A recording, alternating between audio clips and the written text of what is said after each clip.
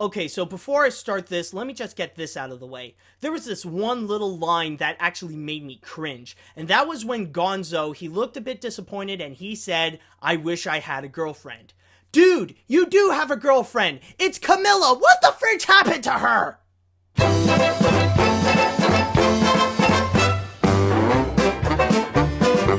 Hey guys, this is Animat, and welcome back to the Muppet Vlog. Now this time we're going to be looking into episode 7, which is Pigs in the Blackout. And if I could be very honest, this is possibly the craziest episode that has happened so far. And let me explain why, and you'll notice that there is a bit of a theme. Now, Kermit is pretty much entirely stressed out, like he couldn't handle the craziness that's been going on in the studio, even more so than usual. I mean, just in the first 5 minutes alone, there have been just an amount of madness that's pretty much the equivalent of a total span of 3 episodes. That's how crazy it's been in the studio. So what he decided to do is just go to this, I'm hesitant to say rehabilitation center, because isn't that the place where like druggies and alcoholics would go to, you know, like recuperate and build themselves back to normal and stuff? I don't know. He's going in this place to pretty much calm himself down and be like, to find his inner zen. And he decided to go and put Scooter in charge of the studio while he's away. So pretty much at that point, Scooter decided to do that one little thing just to turn down the AC, because things had been pretty hot in the Muppet Studio, and I mean that literally, because Kermit would put up the AC, well, because he's a frog, he needs to keep the whole studio swampy. But what ends up happening? Well, the madness continues. There are fireworks everywhere. Things cannot go right. Everything is going wrong and all that kind of stuff. So Scooter pretty much has to deal with that. And while Kermit is in the, he's in the Zen place, while at the same time he meets up with Jason Bateman. And he's there to relax as well. But the funny thing with Jason Bateman is that he's actually used as the dickbag troublemaker who you should not talk to in summer camp. You know, the one who's always causing trouble, and he would immediately turn your back when things would go wrong for him, and if you join him. So, like, you would end up being his scapegoat and all that kind of stuff. So that's pretty much the whole episode. And if I can be very honest, because of all this madness, it feels like the episode is very short. It just suddenly feels like it just ended after everything that I've seen. And, you know, it is true. Unlike the other episodes where it's less about plot and more about having fun, like I think it's the fourth, yeah, Pig Out. Unlike that episode, this one, it's just like there's less plot, but more of the madness. Just so many things are going on, and so many crazy elements are put in. It's honestly, I'm not gonna say it's hard to follow, but there are just so many things that are going on at once, where Miss Piggy is suddenly stuck in an elevator, the Swedish chef's sculpture of Miss Piggy made out of butter is ruined, the AC pretty much exploded, all the lights have exploded, and all that kind of stuff. It's just pure madness. That's all it is. And like, it's just like one thing happens to the other. This is just, it's just pure insanity. I don't know how else to put it. It's just pure craziness. And while at the same time, with the dickbag Jason Bateman element, it's even hard to like take a moment to breathe when you see Kermit's segments, because Kermit is pretty much, he's in the Zen place to get away from the madness. So you'd expect you'd join him, but no, it's gonna be hard to find room to breathe when Jason Bateman is being such a bag of dicks to Kermit. Like he's just mostly thinking of himself, not following the rules, and just like he needs like this costume guy, he needs the lighting guy, and all that kind of stuff. It's just like, he's very despicable, but he's despicable in a sense that they used him well. I think there was, like, let me just double check. I think there was another time they had like a dickbag character, and I believe, yeah, it was Nick Offerman in the 3rd episode. Like, he was pretty much Fozzie's replacement, and he was acting like a dick, but he was barely there. Like, they did not use him at all. But at least with Jason Bateman, they did use him as an actual character. They did use him to cause a bit of conflict with Kermit, so he does have a point. But I will say that there actually is one moment where you do have some room to breathe, and that is the ending of the episode, where they decided to do a little throwback where outside of Kermit's home, you see that he built a little swamp for himself, and he actually sang Rainbow Connection. Now, I can understand if some people would look at this and think that, oh, like the Muppets nowadays are pretty much overusing the Rainbow Connection thing, but honestly, as a Muppet fan like myself, honestly, it's one of those things that you cannot get enough of. It's always this heartwarming, this really sweet moment where you could just relax and listen to this beautiful tune.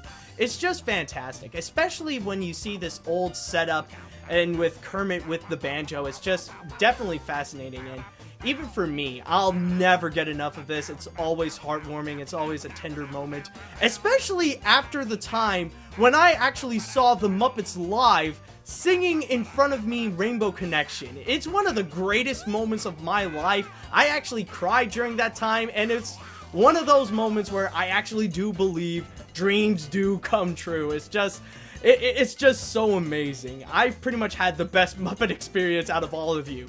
Yes, I am bragging. It's just like, once you see the Muppets live singing Rainbow Connection, you've pretty much peaked at your point of your Muppet fandom. Maybe you can go higher by actually meeting the Muppets and stuff like that, but yeah, basically, that definitely was such an amazing moment in my life that I'll always remember. Although, with that said, there are a few problems that they are bringing back again. Once again, Denise is back, and she was pretty much there with Miss Piggy to suggest him to go to that Zen place. And again, she wasn't used as a character. She just feels like just this plot convenience for Kermit to, like, oh look, apparently Kermit has a new girlfriend that's not Miss Piggy and stuff like that. And, you know, and the way that they present with Miss Piggy and Denise, it's like, yeah, now you can tell that they're pretty, Kermit and Miss Piggy are just, they're gonna come back together. I mean, now you're just being obvious. Denise is just an entire waste. And also, another thing that they tried to bring back is the crush between Sam the Eagle and Janice. And by the way, yes, I know your complaints and stuff like that. I know that I keep on saying Janice, but it actually is Janice, and Sam the Eagle can confirm that. I mean, guys, be serious here. This is me you're talking about. I still keep saying Anna instead of Anna. For God's sakes, what else do you expect? Do you actually expect me to say things correctly? My God, grammar Nazis are still up my butt. Anyways, no, but yeah, they're still trying to do that thing, and it feels as awkward when they first introduced it. I mean, it just doesn't work. Like, we don't need this, like, crush thing going on between Sam and Janice. It just, don't stop doing that. It just makes no sense. It just makes it weird. But anyways, outside of that, this was a pretty good episode, but my God, it feels like it just went fast, and it was just pure craziness. But the best thing about it is that this is pure Muppet craziness. So, basically, this is one of the finer examples of how it is the most Muppet episode because of all the weird, crazy things that are happening. But you also do have a little bit of those tender moments, especially with the end with Kermit singing Rainbow Connection. So with that, it is a pretty good episode. But hold on a second, guys, I am not done just yet. So even though I finished off the episode, there is one little bit of controversy that happened last week after the last episode that aired. Something pretty much happened that pretty much sounds like it will change the course of how the show will be going. Apparently, one of the creators of the show, Bob Bushnell, decided to quit the series. And the reason for that is because he had such major creative conflicts with the other co-creator, Bill Pratt. and a lot of the cast and crew are a bit disappointed that Bob had to leave, but now he is going to be replaced by Kristen Newman, so that's pretty much what's going to happen. It's not going to affect the show that badly, like in terms of like the long lastingness of the show, considering that ABC did purchase the full season, so now we are going to have a total of 16 episodes for this season. But there is a little catch to this.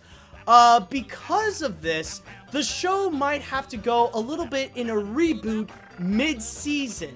So pretty much the schedule that's going to happen right now is that throughout 2015, there will be a total of 10 episodes, and as for the remaining 6, they'll find a way to retool it, to reboot it, to make it more appealing to those who have heavily criticized the new Muppet series due to the more adult nature, or, okay, well, maybe that's not the reason, but they are rebooting it. But, yeah, basically, those last 6 episodes, they will be airing it sometime in the beginning of spring. So what this means is that now that we have 7 episodes that already passed, the rest of 2015 will only have 3 episodes, and then we'll just have to wait for the remaining 6 to air during the spring of 2016. The one thing that I am worried about is that they completely changed the tone to something that's absolutely different, because I will admit that even though there are some flaws with the season that's going on right now, it's really good as it is. I don't want to see too much change. Sure, like a bit of change can help the series a bit, but too much would give it way too many problems. It would be a little too unappealing to the point where like it's just unrecognizable. Maybe they'll make it more to the point that it feels more like how the Muppets are thought of today and stuff like that. Maybe they're going to go into the direction where it'll be more like the original Muppet Show series, but I don't know. It's just, I am a little bit worried of what they're going to do with this reboot. And hopefully they're not going to do too many changes to keep what they got working here pretty much succeeding. So that's pretty much my big concern. And it does kind of suck that for now we only have 3 episodes left, and then like we gotta wait for an entire hiatus until we can see the last 6 episodes. So basically that is pretty much, it is what it is, but I hope they can do some changes for the better. If they are really in need to reboot the franchise, they're not going to do something too big where the tone of the show would completely change. So that's going to be it for this Muppet vlog, and hopefully things can be a little bit more controlling, both for Kermit and both for the series itself. So hopefully we won't have to deal with like so much of this madness at once. Like, I think even the Muppets themselves need just some time to just settle and relax. And throughout the week, let's take this moment to relax as well. So until next time, see you later, dudes.